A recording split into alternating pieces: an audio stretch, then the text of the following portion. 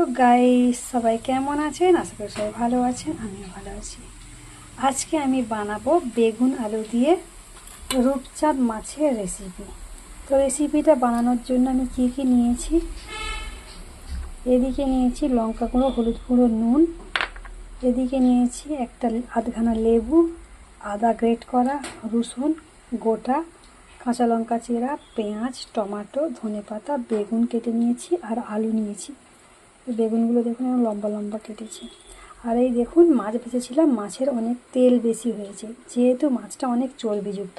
তো আমি প্রথমে এই মাছটা আমি হালকা করে একটা কড়াই আমি গরম করে নেব। আর এদিকে আমি কড়া বসিয়ে দিয়েছি, আর এই যে মাছের তেলটা আছে ওই মাছের তেলেতেই আমি মাছটা ভেজে নেব, আর ওই তেল দিয়েই রেসিপিটা বানাবো। তো দেখতেই পাচ্ছেন আমি কড়াতে মাছটা দিয়ে দিয়েছি, মাছটা একটু গরম করে নেব। তো মাছের তেলটা অনেকটাই বেশি, কিন্তু কিছু করার নেই, কারণ এত তেল বেরিয়েছে মাছে বলার কথা নয়। আমি বেগুন দিয়ে দিচ্ছি,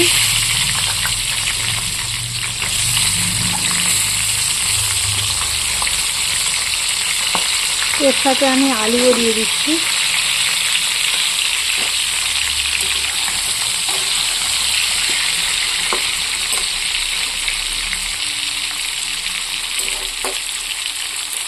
এইগুলোকে আমি সুন্দর করে ভাজবো।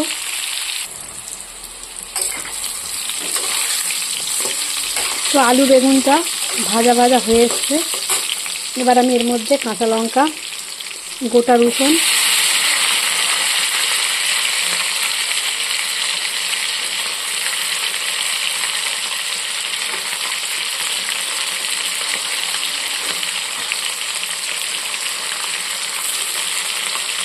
পেঁয়াজটা বড় বলে আমি আধখানা নিয়েছি।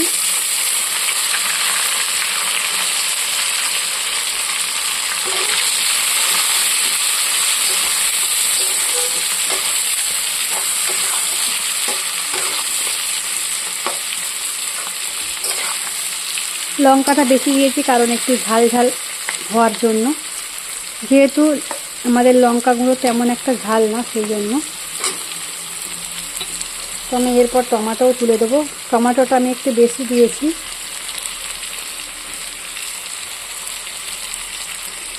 ধনেপাতা,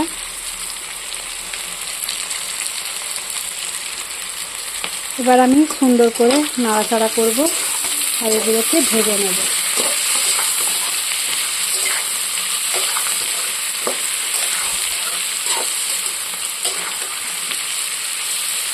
বেগুনটা ভেজে তুলে রাখাও যায়, কারণ বেগুন যেহেতু নরম জিনিস, বেগুনটা ভেজে তুলে রাখলে ভালো হয়।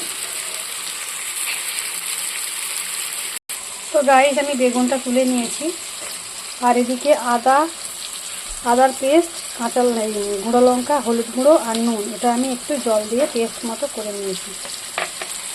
তো দেখুন এদিকে কিন্তু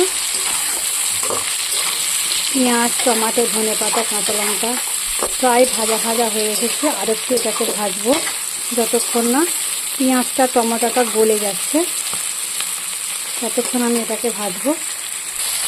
তো টমেটোগুলো ভাজা হয়ে গেছে, আমি একটু এটাকে চেপে চেপে দিচ্ছি যাতে আরও সুন্দর ভাজা হয়, আর কি একদম গলে গলে যায়। দেখুন কত সুন্দর টমেটোটা গলে গেছে।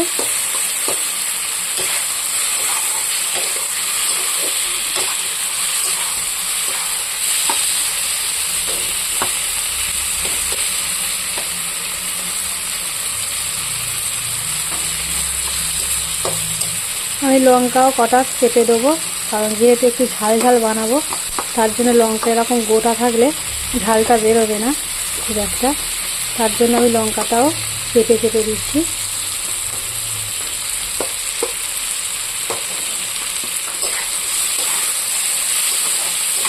দেখুন পেঁয়াজ, টমেটো, কাঁচা লঙ্কা, ধনেপাতা একদম যেন মনে হচ্ছে মিশিয়ে গেছে। এবার আমি এই যে পেস্ট বানিয়ে রেখেছি এটা দিয়ে দেবো। পেস্টটা পড়ছেই না।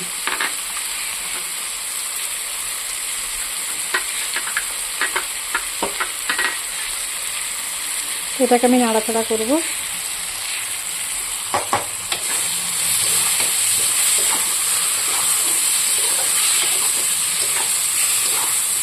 দেখুন তখন মনে হচ্ছিল এই কড়া সরে যাচ্ছে, আমি একটু ওয়েট করুন। এক হাতে ক্যামেরা থাকলে আর এক হাতে খুন্তি নাড়াচাড়া করলে কড়া তো সরে যাবেই, যেহেতু কড়াটা খুব হালকা তার জন্য। দেখুন তখন মনে হচ্ছিলো যে কত তেল, কিন্তু তেলটা প্রায়ই তরকারির সাথে ঠিক ম্যাচ হয়ে গেছে। কিন্তু যখন তরকারি বানানো শেষ হয়ে যাবে তখন কিন্তু তেলটা ওপর দিকে হয়তো ভেসে উঠতে পারে। তো মশলাটা আমি সুন্দর করে কষিয়ে নিচ্ছি, এরপর আমি জল দিয়ে দেবো। তো গাইস মশলাটা কষানো হয়ে গেছে, এবার আমি এর মধ্যে সামান্য জল দিচ্ছি, আরও জল দেব। পরিমাণ মতো আমি জল দিয়ে দিয়েছি, মানে ঝোল দিয়ে দিয়েছি। এবার আমি এর মধ্যে এই যে বেগুন ভেজে রেখেছিলাম বেগুনগুলো তুলে দেবো, দিয়ে আমি ঢাকনা দিয়ে দেবো। ততক্ষণ আমি 10 মিনিট এটাকে সেদ্ধ হতে দেবো। তো এবার আমি ঢাকনা খুলে দেখব।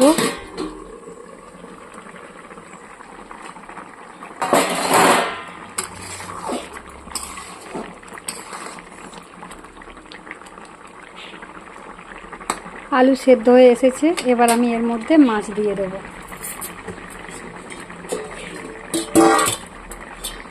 যে কটা মাছ আছে সব মাছ কটাই দিয়ে দেবো।